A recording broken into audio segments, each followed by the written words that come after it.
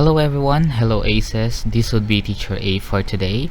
We already uploaded our 2 consecutive videos. The first one would be the overview of the LDM2 course for teacher. The second video is about the LDM2 Module 1 answers that you can use as your reference. You can actually use them as your guide responses to your study notebook and in your portfolio. Now, in answering Module 2, focusing on the most essential learning competencies, which is the MELCs. Now, I will be also showing you some of the answers that you can use whenever that you encounter these activities. Now, for Module 2, the Lesson 1 would be Background, Rationale, and Development of MELCs. For Activity 1, answer the following reflective question. On the first question, we have the closure of schools around the world due to the global pandemic posed serious challenges on the delivery of quality basic education. As a teacher, what do you think are the fundamental concerns in terms of curriculum standards that need to be addressed in order to ensure learning continuity? Cite a specific example. Do you think these concerns could be solved by teachers alone? Why or why not? Now, on this particular reflective question, you'll be dealing with the curriculum standards that you can actually suggest in order to cope up with the demand of the new normal teaching. Now, if you want to read my response, that's okay. It will serve as your reference. Now, for question number 2, even prior to the spread of COVID-19 that eventually led to the closure of schools nationwide, the congested curriculum has been a perennial problem of teachers. Quoted from Andaya 2018, this is perceived to be one of the hindering factors on the poor performance of Filipino learners. Do you agree with this observation? Why or why not?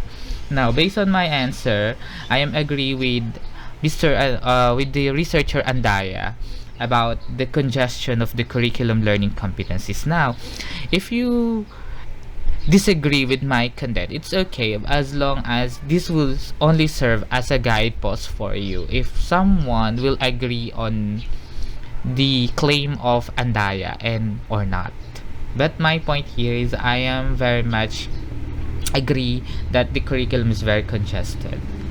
Now, that's my response. I also included here why is it congested, why do we need to compress our learning competencies, because of our particular timeline, because the Philippines always experiencing bad weather like the typhoon season, that we always have our disruption of classes wherein we lost the number of school days for the contact of students. Now, for activity 2, familiarize yourself with the course reading on the development and design of MELCs.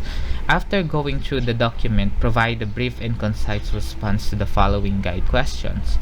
The first question would be, what are the general and specific purposes of the development of MELCs? You can answer that based on your own understanding. You can actually read first the content of MELCs prior in answering these. There's only a hint for you. Second question, how does curriculum review aid in the identification of essential learning competencies? That's my answer. I input that curriculum reviews are crucial in selection and identification of essential learning competencies. And I also aligned the congestions of LCs that I answered in the previous question. That's the technique in answering the activities in the LDM2. You need to align your responses from the previous question if you want, as long as they are parallel to the concept.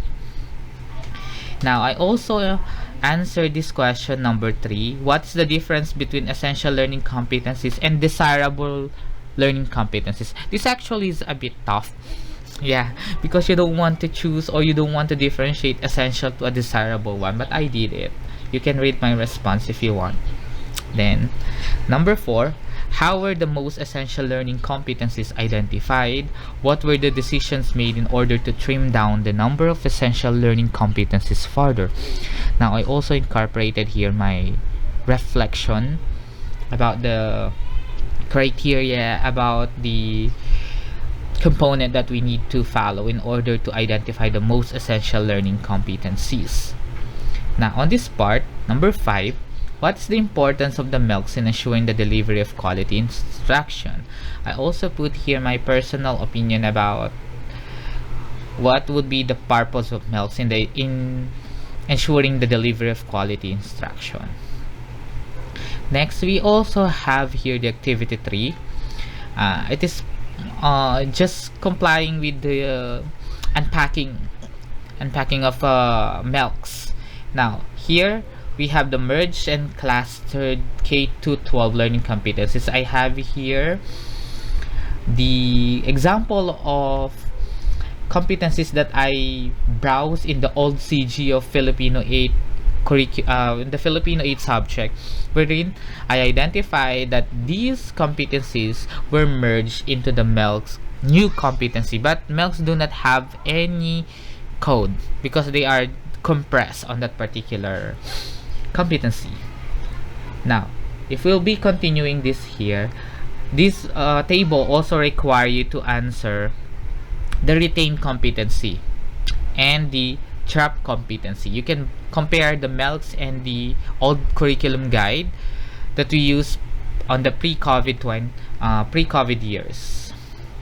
Now, for some video that I watch on YouTube, have some procedures in unpacking MELCs, and you should always consider the prerequisite skills, the content standard, the performance standard, and the Bloom's taxonomy. You should always do that prior in unpacking.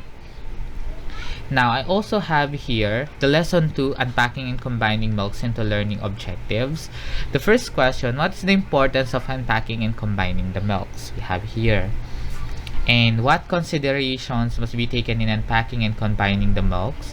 I have here alignment of content and performance standard, prerequisite knowledge and skills, and I also have the logical sequencing of learning competencies.